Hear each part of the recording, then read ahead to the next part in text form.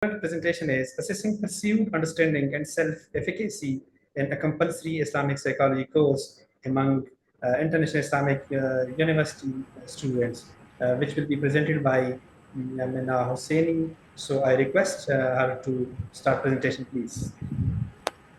Okay, am I audible? Yeah. Okay, let me share my Yes, please. screen.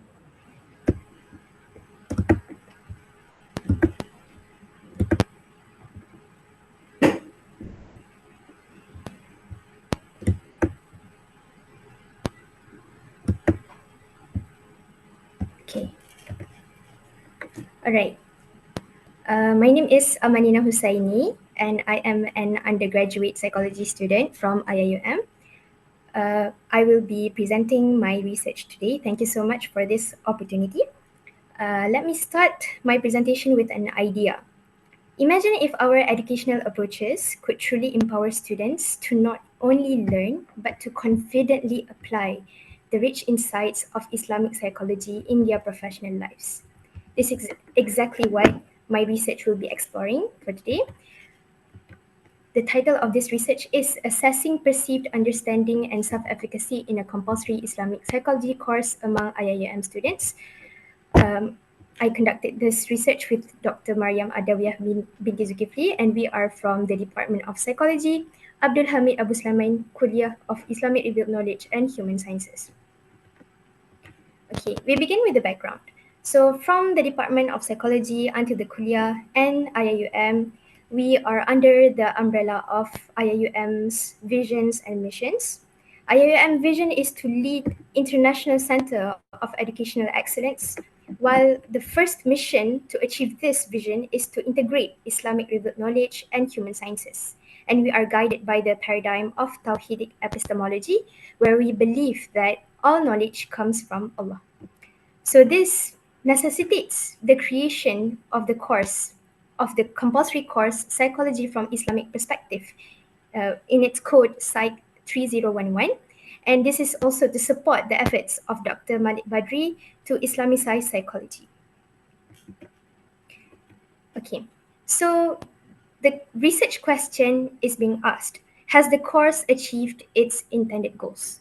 So we aim to look into this by looking into the variables such as course exposure, how much of the elements or the components of the course has been exposed to the students, the course understanding, what is the extent of understanding of the students regarding the course, self-efficacy, are they confident in their understanding and their exposure that they have been given in the course, and other elements of the course such as the course structure, course materials, and their engagement in the course if they have to prepare beforehand before learning the course itself. So looking into the research methodology, the research design is mixed method. This is to achieve triangulation whereby the qualitative data would cross-validate the quantitative data. And the participants, we are using purposive sampling with additional snowball sampling. The recruited participants were 46 undergraduate psychology majors. Most of them are females because this describes the demography of psychology students. There are more female students than male students, and they are from the 2020 to 2022 cohorts. And the materials, we created a specific online survey to achieve or to answer the research question, and we collected the data physically and online, and we analyzed the data through IBM SPSS. Now, for the meat of the research, so the performance of the course, we asked the students what did they achieve in the course. So the grades attained are mostly B plus and Bs and As, which are considerably around the range of good and excellence. We asked them also if they are satisfied with the performance that they have gotten from the course, and some of them expressed that they are satisfied while the others not so much. Perhaps the qualitative data revealed that the dissatisfaction of the grade attainment is from the aspiration of excellence. The students believe that they supposed to they are supposed to achieve the best results because they are Muslims and they are psychology students. So they should achieve the very best results in this course. And perhaps they also blame themselves for not putting much effort into the course that have resulted into them not being achieving the best result that they can. And then for their course exposure, from the descriptive analysis and inferential analysis, we see that for the highest rating, the theological aspects and the philosophical aspects of the course is very well exposed to the students. However, the lowest ratings are given to the research and application aspects of the course.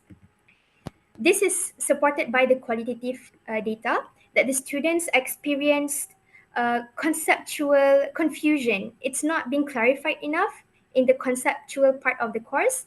For example, the concept of soul, and they experience challenges in applying or in integrating methodologies in Islamic psychology, and they were quite unclear on how to answer certain questions in their assessment. Moving on to the course understanding, we can actually see a pattern here. For the lowest ratings, they were given to the research and application aspects too, in the course of psychology from Islamic perspective. So they are not quite exposed to the research and application aspects, and they don't quite understand these aspects in their course. And here we can see that the higher ratings are given to the psychology from Western perspective, although followed by psychology from Islamic perspectives and the philosophical aspects of the course. This might be explained by the fact that they were primed by the Western perspective of psychology because they have taken a lot of courses beforehand about Western psychology. So the concepts of Islamic psychology is new to them, maybe foreign to them. So it is quite difficult to understand and grasp certain concepts that are important in the course. And we can see here perceived self-efficacy.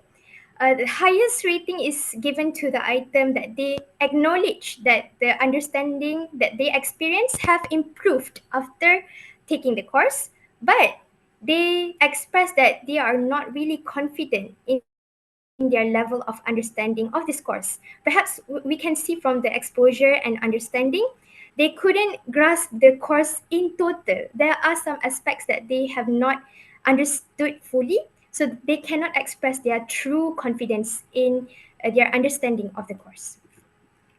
Now moving on to the course feedback. For the descriptive analysis, mostly rated agree on the course structure and course materials, and the pace is just right.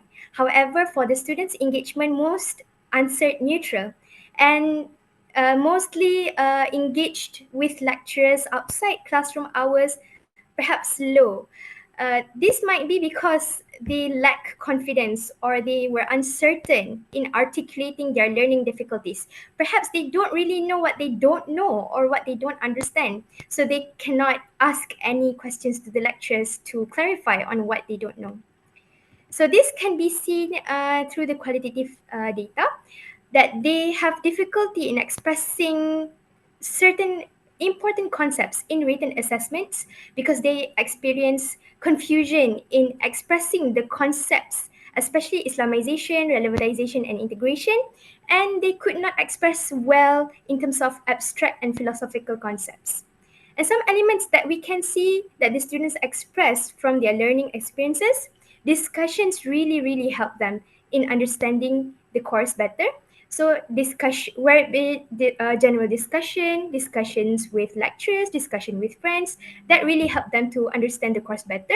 And the course materials are also diverse, meaning that they are exposed to journal articles, textbooks, videos, and slides, so that make their learning experiences better. However, the timing was reported to not be quite suitable with them because the course was frequently taught early in the morning or very late in the evening. So they could not be in their heightened state of focus. For correlation analysis, all domains portrayed significant positive correlations, except students' engagement, which is not significantly correlated with students' perceived level of exposure and the course structure itself. Now, some takeaway points here. we can see that more pedagogical focus is needed because psychology from Western perspective is more understood than psychology from Islamic perspective. This is in the discipline of psychology from Islamic perspective. So the focus should be on psychology from Islamic perspective rather than the Western perspective. So here, more pedagogical focus is needed. Next, more curriculum refinement is also needed because the exposure to application and research is not quite there. And in turn, students do not understand much about these aspects. So perhaps more refinement is needed to incorporate practical aspects of the course. And lastly, more discussions is also warranted because there should be more opportunities for collaborations among students and lecturers, especially outside of class times, to enhance their understanding of the course itself. Now, before I end, I would like to ask the audience a question. How can we make Islamic psychology education more practical in the future so that learners are able to imagine or apply Islamic psychology principles in their daily lives? Thank you very much for listening. Thank you, Ms. Samanna. Uh, this was a very nice presentation. I really enjoyed. So here is a question for you, which is asked by Ram Adi. So he is asking that please elaborate more about how can this topic be connected to the discussion of Maqasid al-Sharia. So can you answer, please? Okay, from the Maqasid Sharia, we can see that the course itself is preserving the deen because we are trying to integrate and Islamicize psychology in itself. And it is also fulfilling the Maqasid Sharia of Hifz al-Aql, which is preserving of intellect, because we want our scholars to be equipped with the knowledge of Islamic psychology, especially as Muslims who are studying psychology. Does that answer the question? Yes. Ms. Samanina, I have a question, please. That can you explain that what type of steps have been taken in your country uh, to make Islamic psychology comparable to the Western psychology? Like in Pakistan, we have made Islamic Psychological Association, where some psychologists are working for the betterment of Islamic psychological techniques, for Islamic psychological interventions, evidence-based intervention like translation of CBT according to the Islamic principles. So what type of steps your country is taking? Specifically for my country, there are perhaps many. There are a lot of collaborations also in regards to like the countries, cross countries. There are collaborations between Malaysia and Singapore, for example, to see the effectiveness of therapy and so on. However, it is not as rampant and as popularized as Western psychology, which hopefully I could see and we could all see in the future. But I think the first and the very important step of this is to introduce the course of Islamic psychology. And we hope that in providing this research, we could help uh, pave the way of teaching and learning Islamic psychology so that more scholars are invited to do research and do more efforts in Islamicizing psychology, not in just in Malaysia, but the whole wide world. Okay, thank you so much. Your presentation was great. I really enjoyed it. Thank So you. much. So I request Ms. Fina, if there is any other presentation related to Islamic psychology, so please display.